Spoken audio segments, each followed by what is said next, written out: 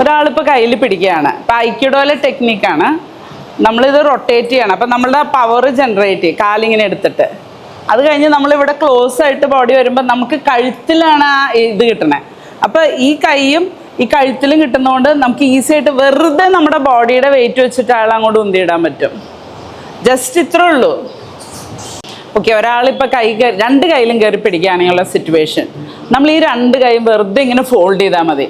അപ്പം എന്തുണ്ടാവണേന്ന് നോക്കിയേ, ഇങ്ങനെ വലിക്കുമ്പം ആൾക്ക് ഒരു വിപ്ലാഷ് ഇഞ്ചുറി പോലെ ഉണ്ടാവും. എന്നിട്ട് ഈ കൈ മടക്കി ഇങ്ങനെ പിടിച്ചിട്ട് ഈ കൈ നമ്മൾ കഴുത്തിൽ വെച്ചിട്ട് നമ്മുടെ ബോഡി വെയിറ്റ് അങ്ങോട്ട് കൊടുത്താൽ മതി, ആൾ വീഴും.